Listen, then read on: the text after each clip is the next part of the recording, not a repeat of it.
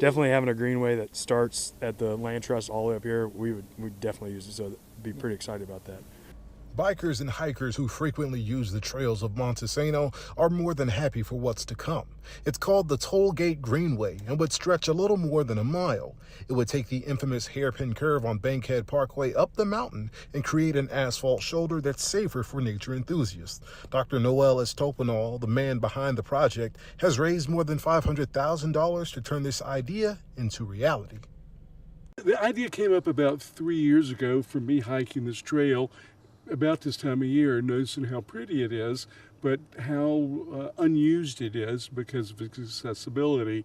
On top of fundraising, Dr. Estopanol says the city of Huntsville will be matching the $500,000 he raised to get the project underway. He says the Greenway will also provide safe access to a trail for people with limited mobility as well. It's something other outdoor enthusiasts welcome. It's really great that we have a lot more access to greenways, especially with the kids, that we can get out on the weekends and enjoy it without having to worry about all the traffic. If it's more accessible, I think people are going to love it. We like to bike on the roads too, so that's always a big concern. So definitely appreciate the people that bike up. It's one heck of a hill, so it'd be a lot safer for them and everybody that else is driving. So good deal. Dr. Stopanol says the project has received unanimous approval, with landowners endorsing it with either land donations or easement on right-of-ways to help things fall into place. Reporting in Huntsville, DeQuan Lee, 48 on your side. Well, thank you, DeQuan. Now an update on Huntsville Animal Services, who were urging people to adopt over the weekend due to overcrowding at the shelter. Now, an update, over 70 pets were adopted between Friday and Saturday. This includes 65 dogs and 10 cats. Huntsville Animal Services recently released a statement thanking the community for their generous adoptions. You can find their full statement on our website, WAFF.com, but isn't that super awesome? But now, in a little state news, let's head over this way. A popular place near Birmingham to visit here in the Yellowhammer State is Oak Mountain State Park. But some of the park's visitors at the Alabama Wildlife Center are there to recover from injury. WBRC's Brady Talbert takes you inside the center where wildlife from Oak Mountain are treated daily. And take a look at this. Sometimes behind our clinic walls, it's not pretty. Some of these injuries are very gruesome. I already weighed this guy when he first came in. We're giving you a rare look at the rehab process in action here at the Alabama Wildlife Center. Today's procedure, an owl who collided with a train and now has an eye injury.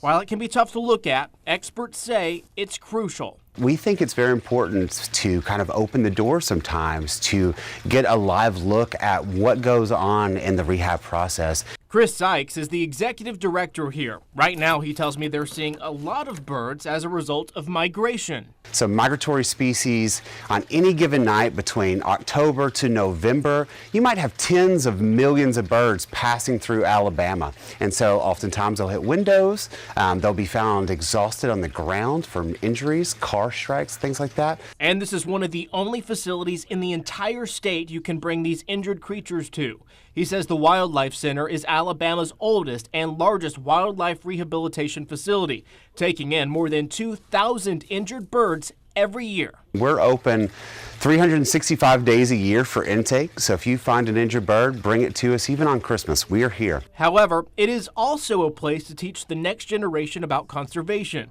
They provide some 400 to 500 educational programs around the entire state. That includes programs in more than 60 Title I schools in the Birmingham area. There are not many access points to nature for families that don't have a lot of resources, maybe communities that just don't have a lot of nature surrounding them. So it's important to get children like that exposed to wildlife and build that lifelong bond between humans and the natural world.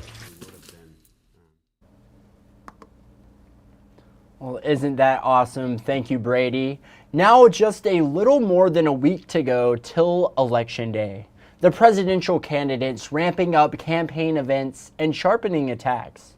Vice President Harris focuses on Pennsylvania, a key state on the path to victory, while former President Trump rallied before a packed Madison Square Garden amid controversy surrounding other speakers.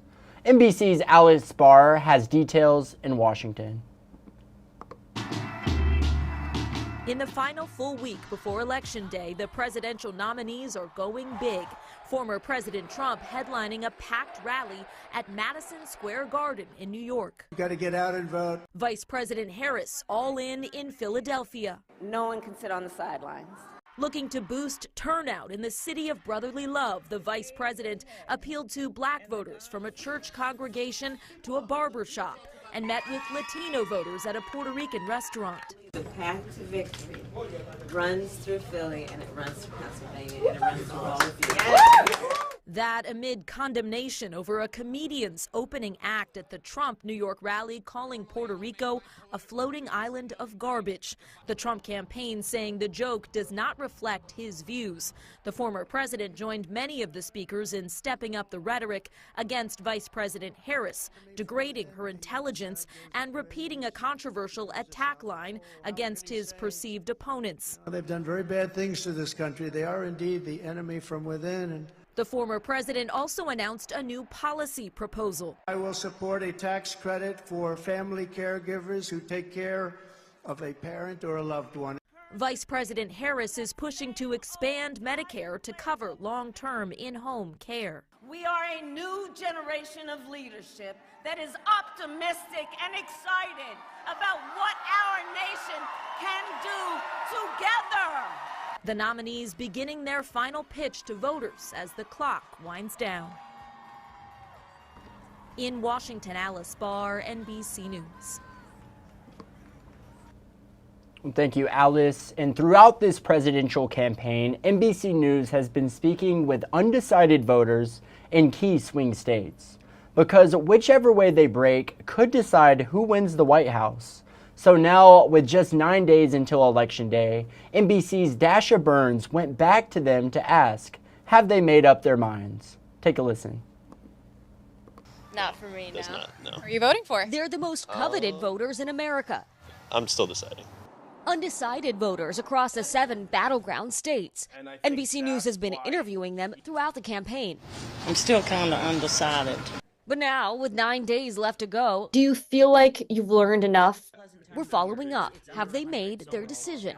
It's an important factor. Kate Snow spoke to Lynn Kelleher of Pennsylvania back in September after the Trump and Harris debate. Her thoughts then: I'm not happy with either candidate. We spoke to Lynn again this week. The lifelong Republican is weighing pocketbook issues and her conscience. She still considers herself undecided, but if you had to make a decision right this moment with what you know right now, what do you do? I'd have to vote for Kamala. Well, I think that she's misguided, as is her party. I don't think that she's an awful human being, and I think that Donald is. Hannah Reid told us after the debate that Vice President Harris still had to win her vote. She has a lot of questions she needs to answer. Hannah also remains undecided, but is leaning toward Vice President Harris. Policy-wise, I would vote for Kamala. Some of the undecided voters we spoke to earlier this election didn't want to share where they stand now. Others didn't respond to our request for an interview. This is what Denise Lewis of Arizona told Jacob Soboroff after the debate. It feels like a connection has been formed between you and Vice President Harris that wasn't there before tonight. Oh, absolutely. Now, she's leaning toward Harris, but still uncertain. Why are you still undecided? Because I'm not hearing what I need to hear. It might even come down to a coin toss. Yeah, a mental coin toss. Tufts University professor Brian Schaffner says traditionally only about half of undecideds will vote. And in the last 2 elections, they've broken for Trump. It seems like what was happening in both those races is that you had a lot of Republicans who were pretty reluctant to vote for Trump and therefore were pretty non-committal up until the last moment. Back in September, Pennsylvania restaurant owner Andrew Wallace appeared to be swayed a little. You told me you're about 51% Trump, 49% Harris right now after the debate tonight. Yeah. Moved a tiny bit for you. But now, I'm between going to the ballot box and choosing the day of or sitting home. It's hard for me to sit out, but I don't like, either candidate. A choice for many isn't just between two candidates, but between voting or staying home. Dasha Burns, NBC News.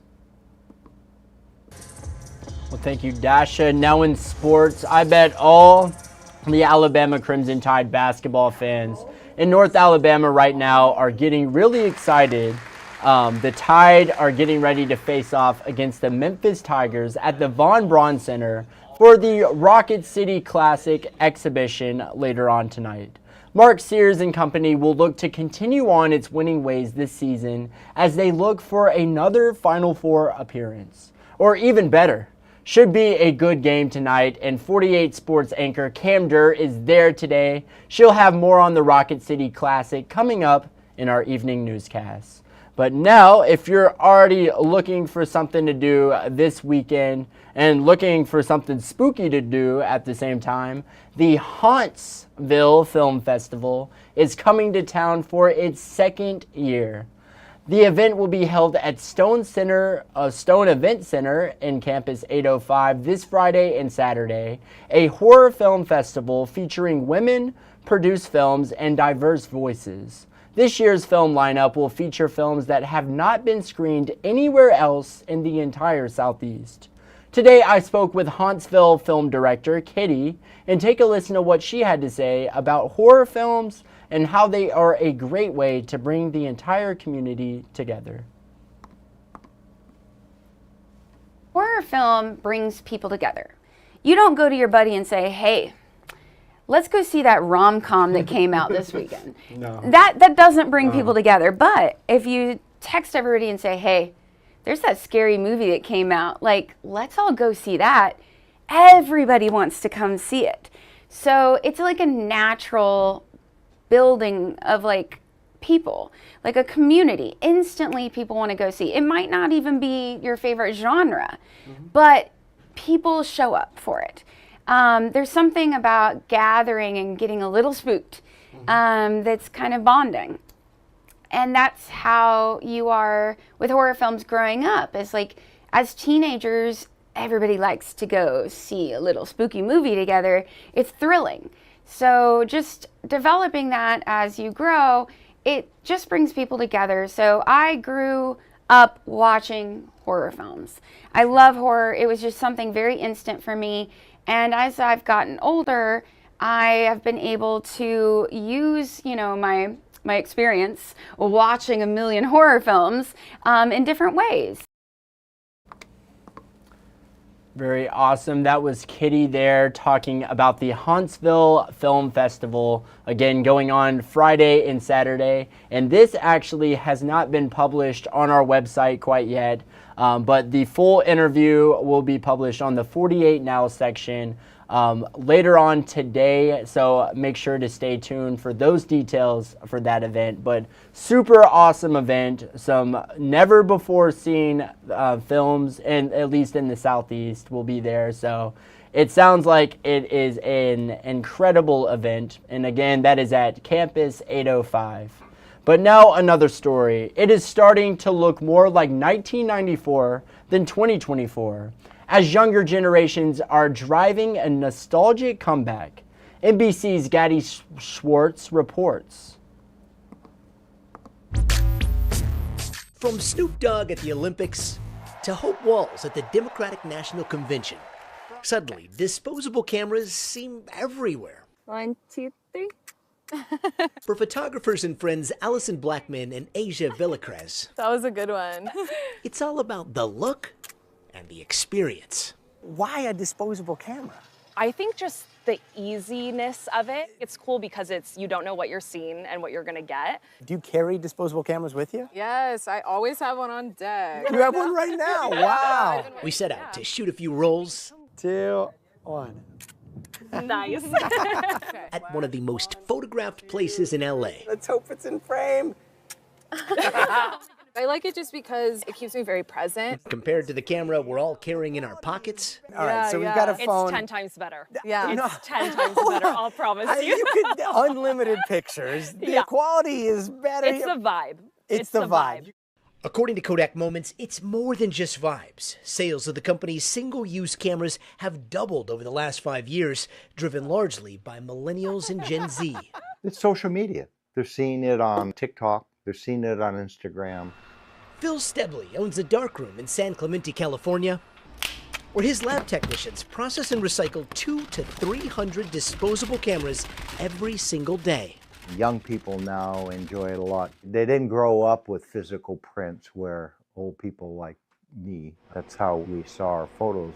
And then there's the wait. Each print, a time capsule into the past. It's the beauty of it. It's kind of like Christmas morning, opening up your photos and seeing and remembering all those little moments.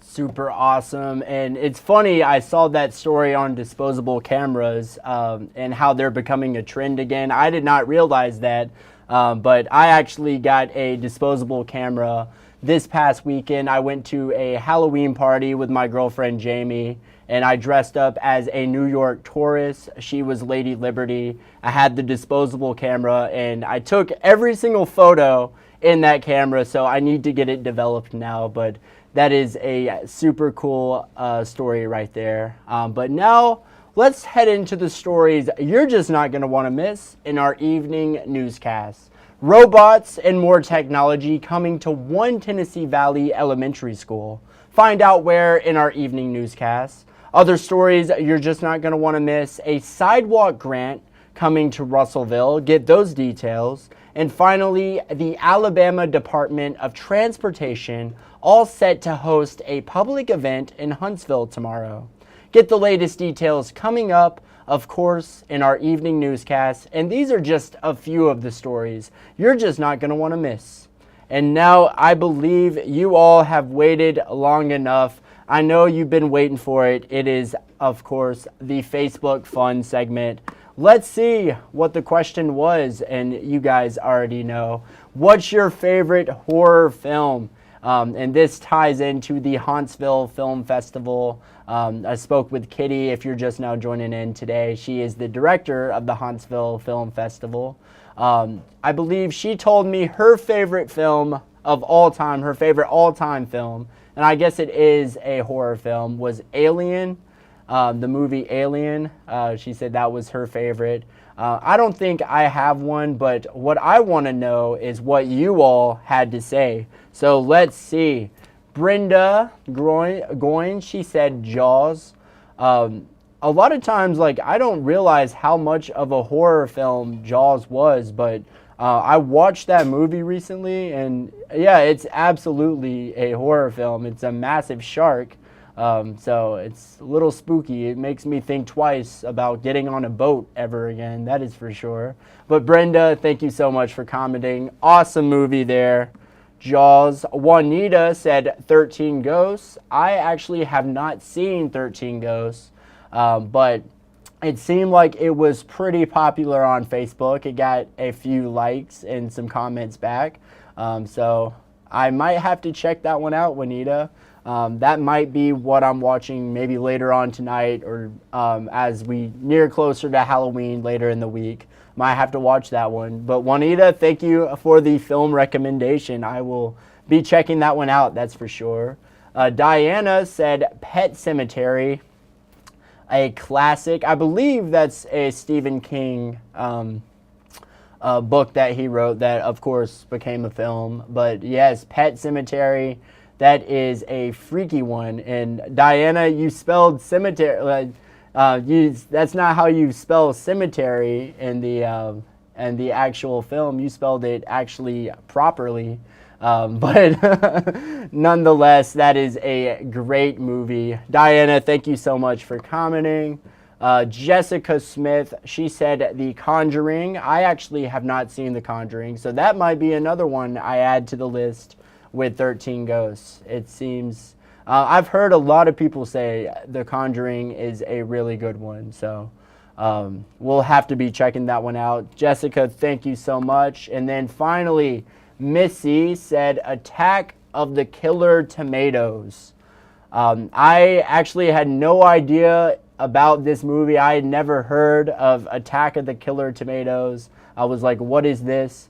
But I saw it, and despite its Rotten Tomatoes score being like, I think 27, I think it seems like a pretty good movie. I could definitely see that being somebody's favorite horror movie.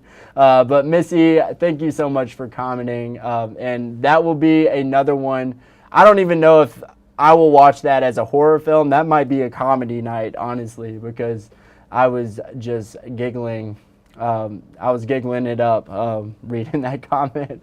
But Missy, thank you so much for commenting. And everyone who commented, you all had some awesome comments, and I greatly appreciate you responding with your favorite horror film. But that just about does it for today's Before the Four. That's just about all she wrote. But I want to thank you all for spending a little of your Monday afternoon, starting your week off here on Before the Four. If you haven't done so already, make sure you download the 48 digital app, the 48 First Alert weather app, and of course the 48 Sports Zone app. If you turn on those push notifications, you will never miss a breaking story. But with that said, that is just about it. But of course, as always, I want to thank you for watching. You all have a great night.